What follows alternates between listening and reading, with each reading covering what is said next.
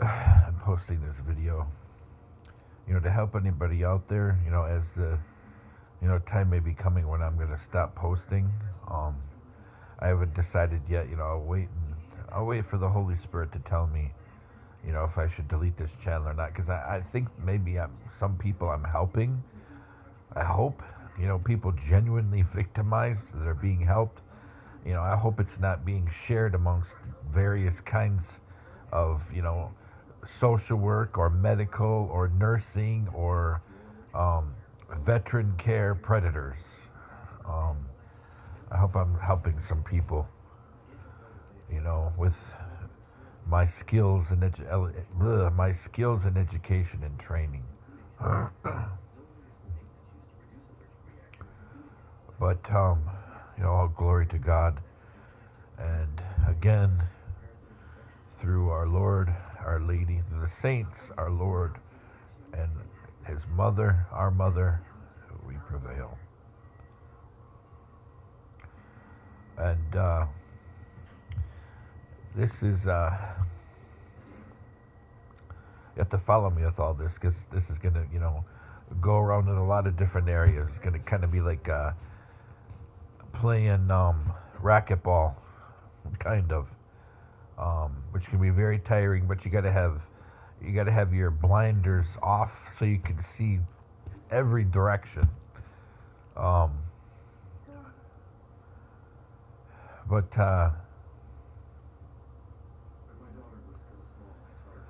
so my civilian doctors, well, I don't have them now, but I did. They won't fill anything out unless it says I'm fully 100% medically fit for any duty. They don't even specify what duty I can do, That was the one filled out by somebody who signed my name. That's my former neurologist. I tried to warn him, but in the end, his office wives prevailed, and I just left their practice as a patient. But yeah, this person said fully fit for any duty. Can lift, up to 100 pounds, carry 100 pounds. Basically, what she did is set his practice up if I got injured to sue them.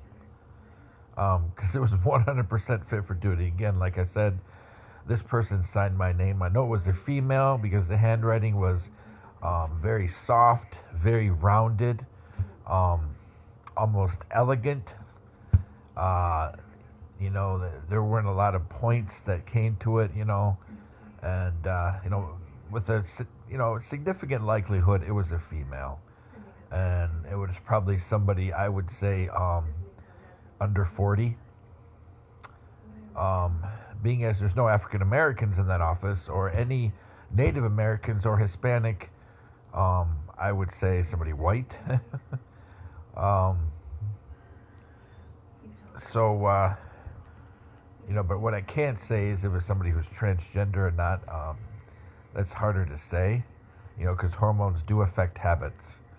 So it's possible to see significant changes in the behaviors of a man who transitions to be a woman. Can be significant change. So I can't say that part. But, with a degree of certainty, I'll say it was a white female under 40. Somebody who has, some kind of power within the office, because it was, very elegantly with lots of loops, very beautiful long loops. My signature was signed as well as hers, so I know it was the same person. It was done by the same person. They're ignorant enough to even use the same color ink. Duh. At least if you're going to fraudulently sign somebody's name, use a different color ink. Idiot criminals. But fraudulent document signers, burdens on the criminal justice system. But so anyway, so after that, nobody will sign anything. That was the last time. And like I said, they didn't even fill it out when I was there. They said, "Oh, we'll mail it to you." I thought, I'm here right now. Anybody can fill this out. It only needs a doctor's signature. I was at a meeting or at a exam. Like, no, we'll give it to the nurse, whatever, scheduler, and then she'll mail it to you. I'm like, that's the most ridiculous thing I've ever heard. Well, it could take up to 30 days. Oh, no, wait, that was another clinic. That was another clinic for something else. That was, I don't even remember what that one was for. I think it was something for my daughter for school. They said, well, we can't do it today. They said, but, technically we could take up to 30 days. So our promise to get it back to you within a week, you should appreciate that. Nothing like forcing somebody to be gratuitous and then threatening them at the same time. But anyway, but oh, the stuff you see here in this town, I swear, in this county. But anyway, so nobody will sign anything, and MDHHS knows this. And because they're protecting what's going on at Michigan Works, trying to bully people there, I'm witness to it, making fun of them, and sometimes the people don't even realize it. I sat there one day doing some stuff on their computers for the talent bank, and there was two, I would say college age, Gen Yers, who were there, some kind of coaches or something, I'm not sure. But they help people with job search, set up their account for the talent bank, all of this stuff, upload their resume, digitize their resume. And this girl and this kid that were sitting next to this guy, he did say that he just got out of jail. He was, in some kind of rehab program now. It sounded sincere, the spirit I got from him, he was genuine. He realized he messed up and he was trying to turn his life around. But they were sitting there, he didn't understand it, but I did. They're making fun of him. That he's technologically ignorant, that, they said that in very roundabout terms. That's why I say it here. They, they were kind of tongue-in-cheek, making fun of him and insulting him. It just disgusted me, so I got up and left. And then there's other stuff going on there, too. Some of the staff there, the full-time staff, are trying to convince people coming in that they work for the state, which is a lie. It is a felony to impersonate a state or federal government employee, but they are. Actually, I believe it's a felony to impersonate any government employee, even municipal, I believe.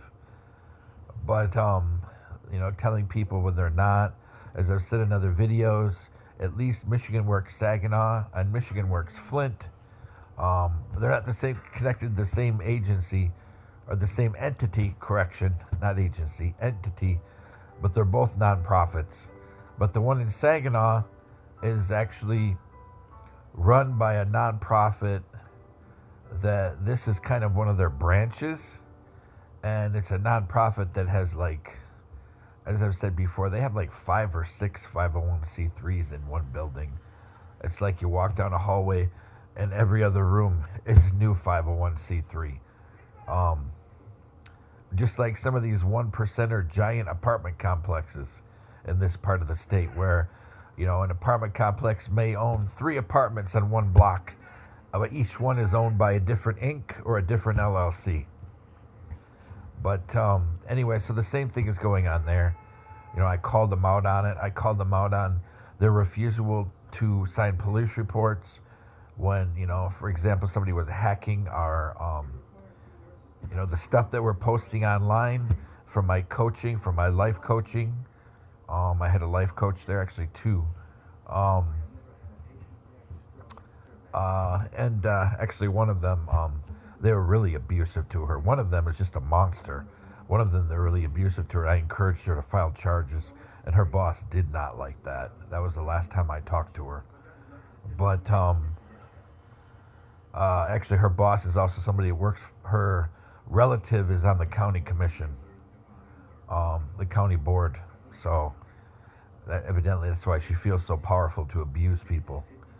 But oh, and she's also connected again to this giant not-for-profit um, that's connected to SVRC. But anyway, so yeah, this person, I think she's a horrible person, and she should not be around vulnerable people that, are at the worst place of their life. They may be homeless, plus unemployed, plus without significant income, and that's not the place you move in predators or people with bad attitudes or abusive people. No, that's not where you let people like that work. You need supportive people who motivate, challenge. You don't want to carry people or baby people, but yet you challenge people in the appropriate way. Just like the scriptures say. The scriptures give the best example on how to challenge people without creating obstacles. And what I've found is a lot of Christians are trying to justify beating people down. Oh, it makes people more holy. Out of great suffering comes great righteousness. All kinds of garbage, taking writings of the saints and writings of, martyrs and just totally romanticizing them and distorting them. But you even find this within the church, within the Eastern and Roman churches. Sometimes, we can frame suffering the wrong way. So people think, oh, okay, hey, it's all right if I suffer. Yeah, my kids were starving, we don't have any income. Yeah, but that means God has a special place for us, so this is good suffering. No, it's not. You offer suffering up and you certainly don't walk into it or roll in it. That's a mischaracterization and romanticization, and just as dangerous as a fundamentalist reading of anything is this way of reading the saints, the mystics, and the martyrs. Just as dangerous as a fundamentalist. But anyway, so these agencies, they will target people, they will abuse them, and apparently I uncovered too much there. So according to MDHHS, I'm not even allowed to be in the building, which in current law, last time I checked, the only way you can be forced to leave a building is through a court order. When it's a government building, it requires a court order. And that building still is owned by the state of Michigan. Just this nonprofit uses it. The computers belong to the state of Michigan. Everything in there, the desks, the pencils, belongs to, well, maybe not the pencils, but the desks. I guarantee you, if I looked around that building, I would still find government property tags all over that stuff because it belongs to the state. So, people are trying to take advantage of their situation. I saw this in the military. Some contractors, when I was in uniform and when I was a contractor, trying to pretend like they're actual military, Sometimes us force protection guys, we work with the provost marshal office, or on a Navy base, we work with the chief security officer, which sometimes are also intel officers. But sometimes you would have people saying, "Oh yeah, I work for the PMO." No, technically you don't. You're a contractor, and your focus is force protection. Yes, you can arrest. Yes, you can interview. Yes, you can detain. Well, you can arrest under certain circumstances. You could detain, yes, when it's needed. But technically, you do not work for the PMO, and neither do you work directly for the base security officer, the chief of security. You work for the subcontractor that has a very specific role actually under the chief of security. So, I guess you kind of say you work for the ASO, assistant security officer. So that makes you not work directly for security. But anyway, back to the original topic here. So, people are trying to do any possible thing they can to sabotage my family. This includes now, the issue with the voucher because the landlord raised the price. Now I have to pay part of the bill. The same time that they refuse to give me any kind of leeway with my hours weekly, even though they have the ability. It's right in the freaking manual. It's in the BM and the BAM manuals, and it's also in the PATH manual, but they refuse. They say, oh, you're not in PATH anymore. That's news to me. All the documents that I get say PATH. So, the fact of the matter is and I told them I'm not going to lie. They say, well, you can only do job search hours. That's it. What about, my agreement to do volunteer counseling and also do volunteer counseling, as a counselee, as well as a counselor, around surrounding, just so that the prosecutor, I've given respect to them, you know, uh, they didn't drag it out. They could have dragged it out and said, look, we want to talk to those people that made the statements. We don't care if they disappeared. We want to put out a warrant for their interview, stuff like that. We know you're being instigated, but we want a paper trail. They just said, okay, no, prosecute, which means not enough evidence, not in the interest of the state or the county to pursue the case. I gave them all the cameras that we passed, but they're like, this is just ridiculous. They're more concerned saying that we were following, or that we are following the kids, and that we called to call the police on them for stalking us, but we're stalking them, and yelling, saying stuff, really negative racial stuff, and we lied in the police report and said that it was a woman when it was a man. What else? What other kind of stuff was put in there? Oh, that we were known around our complex for harassing people. It's ridiculous. Let's see what else. Oh, we were recording them on the phone. It wasn't true. They never recorded us. Gosh. Anyway, it was just. They're like, just let it go. But we want to also make a statement that people need help. So I had to get help and be a peer counselor as well as get counseled. But evidently I can't use any of those hours according to MDHHS. And they want me to continue looking for a job despite my medical issues getting worse. I would love to work, but the fact of the matter is, at any one day, I may have to take, a couple of naps. And, I also have to try to balance my medical issues with caring for my daughter, because we all know that there's people out there who would like nothing better than to separate what's left of my family. They already broke up her mother and I, and she's with another guy with Saginaw connections. And it's just my youngest and I. So they'd like nothing better than to say, oh, he's an unfit father. We need to go to pull custody.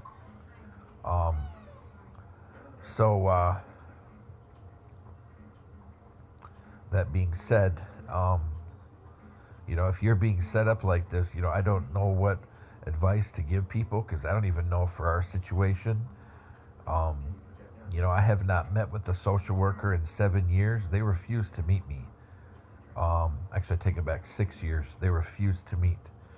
I've tried to set up hearings, then I'll find the day before I'll get a letter in the mail on one of their forms. Sometimes it's just a new hearing form that's got a black line, meeting in person, and underneath it is telephone call. Sometimes it's just like that.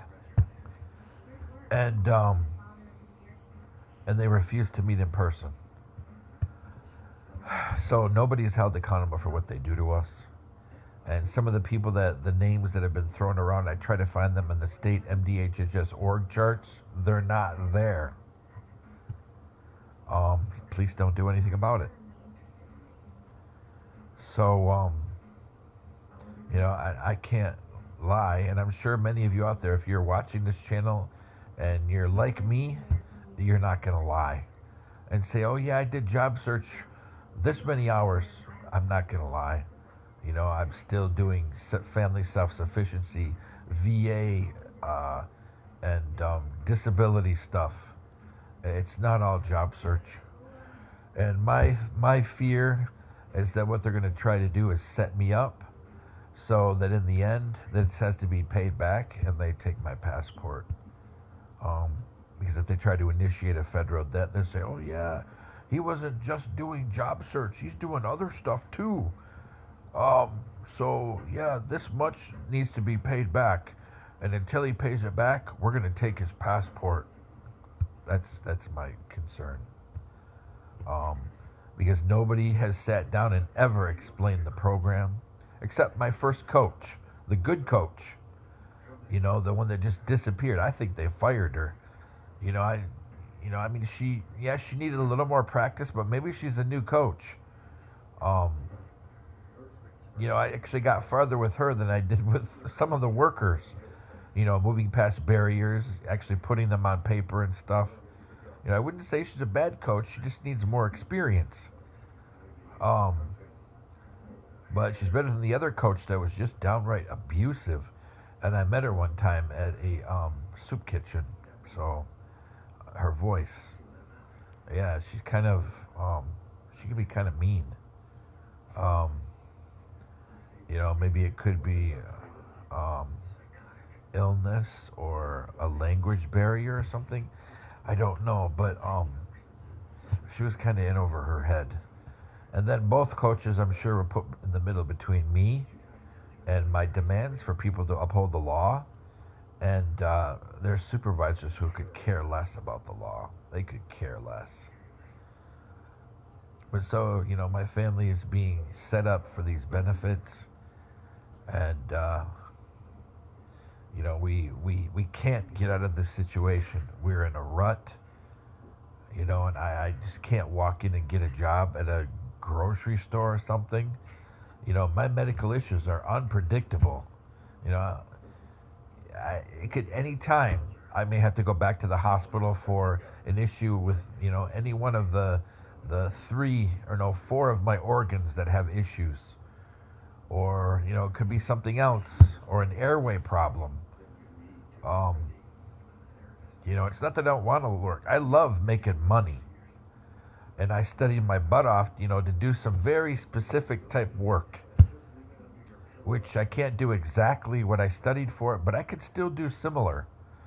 I could still do a lot of similar type stuff, but no, I don't want to contract anymore.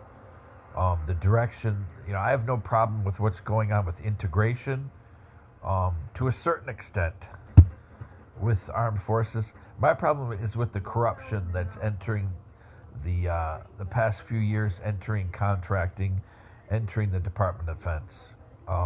That's my concern. Patriotism and ethics, they are something that can be synonymous.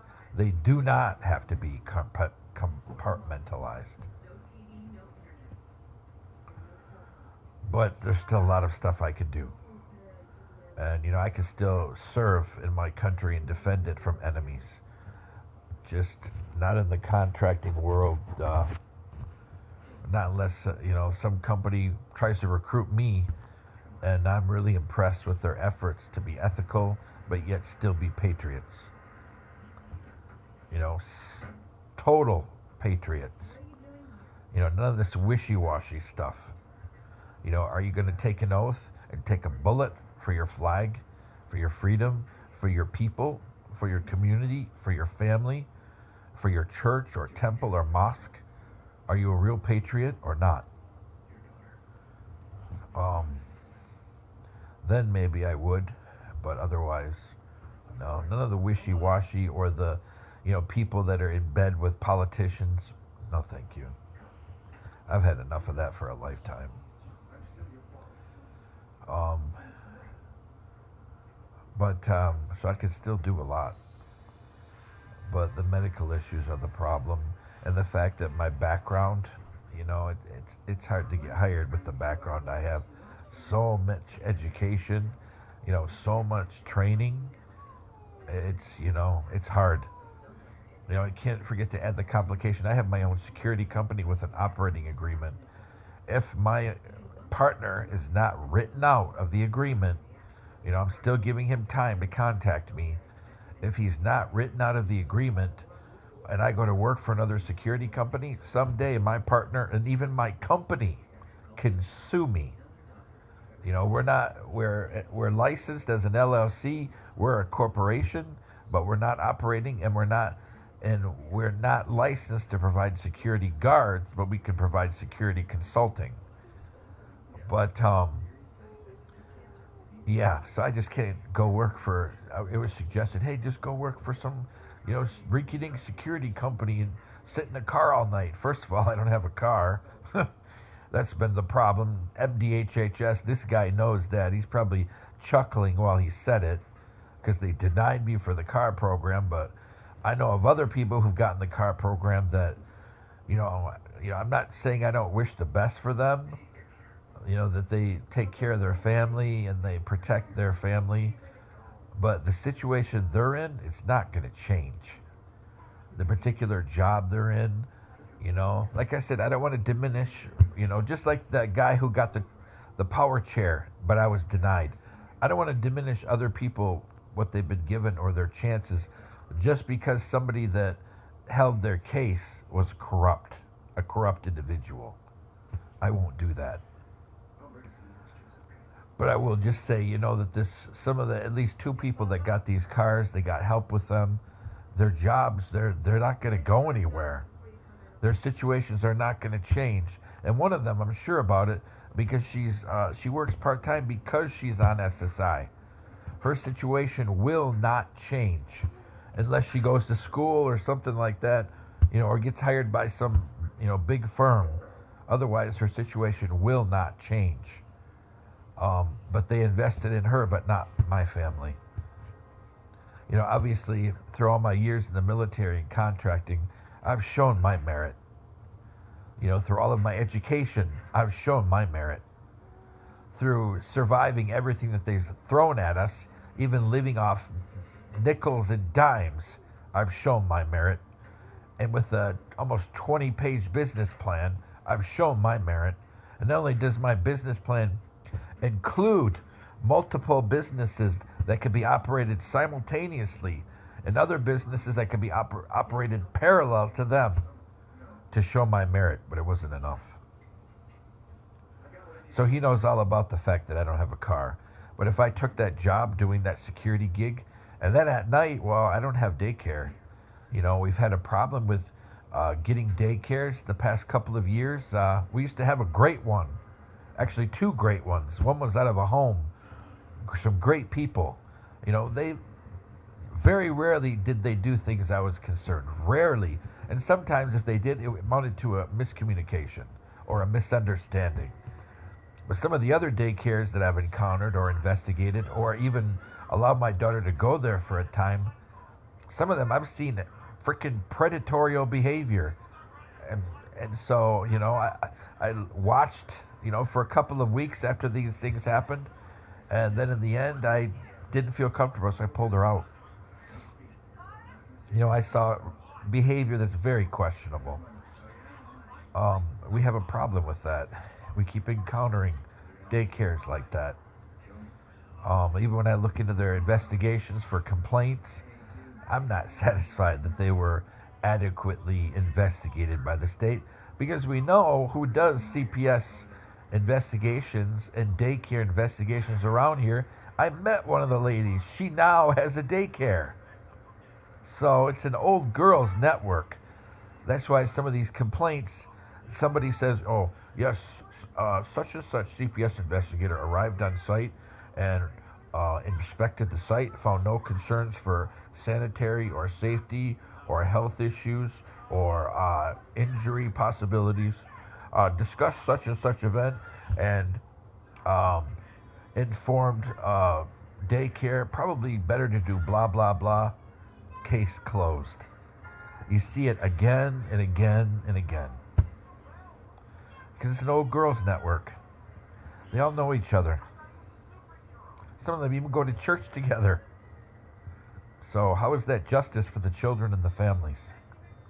It's not. They don't get justice. Instead, maybe a Google review or something, they get defamed or insulted. Through a reply from the business, replying to them, they get insulted or defamed. So all this going on, so I wouldn't be able to take that security gig because in the end, my company or my partner could sue me for damages. Oh, and besides that, then they could take the company away from me. It's in our operating agreement. So, but still, I'm giving him time. I'm going to give him 6 months to a year to turn up with an ID card. Then if that doesn't, then I'll follow the route that Lara defines. Whether dissolve or write him out of the operating agreement. But, if he sees this, JC, not Jesus Christ, but JC, this is notice that you need to try to contact me. I've sent emails and texts to every single one of your numbers, every single one of your emails. Even for the business, also I sent an email there. So waiting for you to reply for our next steps. But that being said, so we're obviously being set up so they can mess with our benefits. They can keep us in poverty. And then you also have the VA that won't sign anything, the VA that won't even give you my paperwork for these exams for compensation and pension. They, so far, well, the one company, they kept toying with me with appointments. They'd make an appointment, not consult me. I call them back and tell them, hey, that's too early. I can't get there. I'm coming by bus. Or they make an appointment. Yeah, I can't get to that county. There's no transportation there.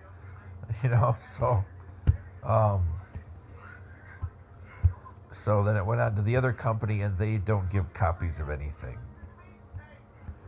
How am I supposed to upload it? And I called their customer service, which coincidentally uses the same call center as the other one. I think I may have talked to the same guy. We send copies to the VA. What do you mean to the VA? Oh, I don't know. We just send it to the VA. Well, you see, when you're dealing with the compensation and pension exam, it doesn't go to the VA. It goes to the VBA, Veterans Benefit Administration. And not only does it go to the VBA, it goes to the Intake Processing Center, which is, there's a different one for multiple regions. For this region, it's Wisconsin. So, so that's going to go nowhere, So then you can't forget that, I repeatedly remind my providers of all my medical issues, and nothing gets done. So, if you're out there and you're in this situation, I would say network. Try to find some people who are having a situation like you, especially somebody who has, a bar card, an attorney, or a judge, or the IG. Do whatever you have to do to protect you and your family.